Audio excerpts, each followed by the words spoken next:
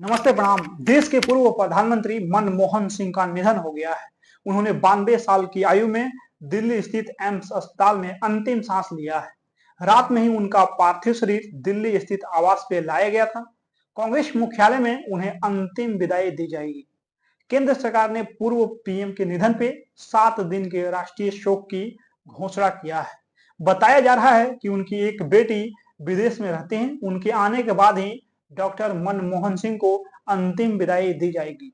Doctor Manmohan Singh के निधन पे पीएम नरेंद्र मोदी, केंद्रीय मंत्री राजनाथ सिंह, नितिन गडकरी और अन्य दिग्गज नेताओं ने दुख जताया है। लोग डॉक्टर मनमोहन सिंह के योगदान को भी याद कर रहे हैं। उनको सम्मान देने के लिए भारतीय क्रिकेट टीम के खिलाड़ियों ने काली पट्टे बांध लिया। नरेंद्र मोदी डॉक्टर मनमोहन सिंह को याद करते हुए भावुक हो गए। देश के पूर्व प्रधानमंत्री मनमोहन सिंह नहीं रहे। उन्होंने 92 साल की उम्र में अंतिम सांस लिया है। उन्होंने सिर्फ पीएम ही नहीं, प्रमुख अर्थशास्त्री मनमोहन सिंह ने देश के वित्त मंत्री के रूप में भी अपनी सेवाएं दिया है।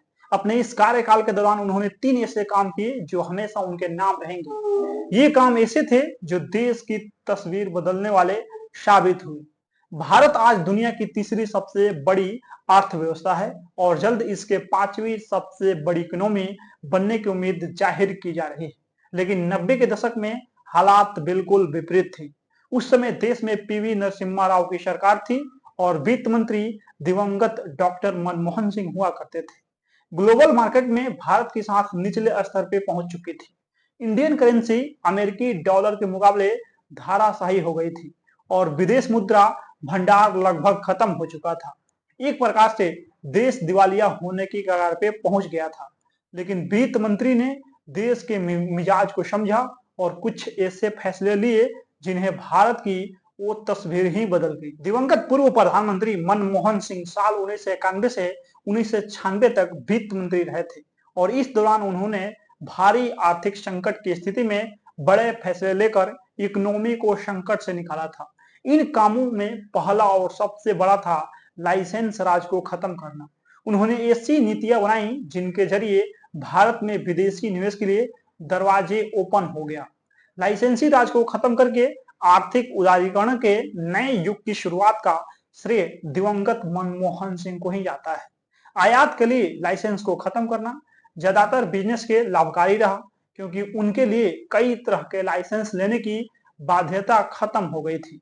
इसके साथ ही विदेशी निवेश की सीमा बढ़ाई गई, जिससे भारत में तेजी से फॉरेन इन्वेस्टमेंट आने की शुरुआत हो गई।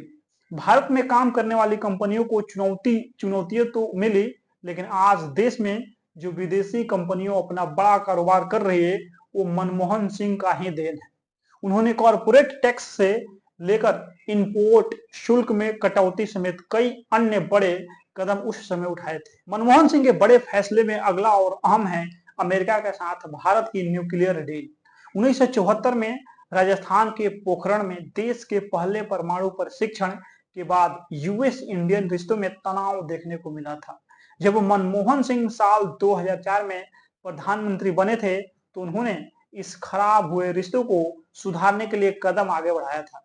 इस डील के लिए उन्हें यूपीए गठबंधन सरकार के सहयोगी लेफ्ट का कड़ा विरोध भी झेलना पड़ा, लेकिन उन्होंने भारत अमेरिका असैन्य परमाणु समझौते को आगे बढ़ाने का फैसला किया। मनमोहन सिंह के कार्यकाल के दौरान ही आधार कार्ड अस्तित्व में आया था और ये दिवंगत पूर्व पीएम की सबसे बड़ी उपलब्धियों में एक बना।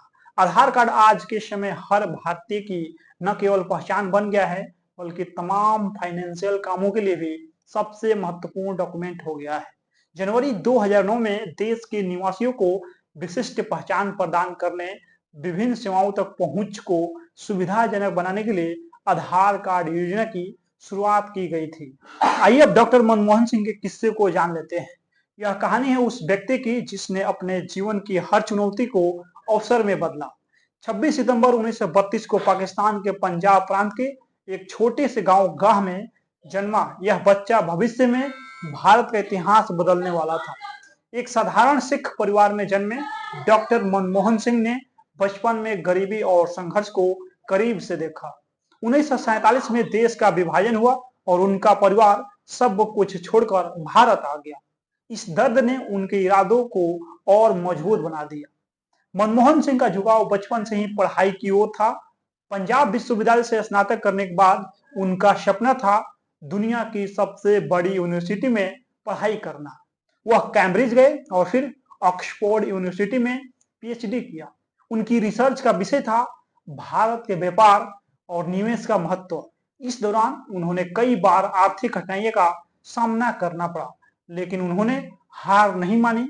व्यक्तिगत जीवन में मनमोहन सिंह बेहद सादगीपूर्ण इंसान रहे हैं। उनकी शादी गुरशरण कौर से हुई, जो हमेशा उनके साथ हर कदम पे खड़ी रही। उनके 3 बेटियां हैं और उनका पूरा परिवार सादगी और ईमानदारी की मिसाल है। मनमोहन सिंह का राजनीतिक सफर अपने आप में प्रेरणादायक है। 1970 के दशक में वह भारत सरकार के आर्थिक सलाहकार बने। इसके बाद 1982-1985 तक वह भारतीय रिजर्व बैंक के गवर्नर रहे, लेकिन असली पहचान उन्हें 1991 में मिली, जब भारत गंभीर आर्थिक संकट से गुजर रहा था। नरसिम्हा राव सरकार में उन्हें वित्त मंत्री बनाया गया। उन्होंने भारत की अर्थव्यवस्था को सुधारने के लिए बड़े और साहसिक कदम उठाए। उन्होंने लाइसेंस राज को समाप्त किया, विदेशी निवेश को प्रोत्साहित किया और भारतीय बाजार को दुनिया के लिए खोल दिया।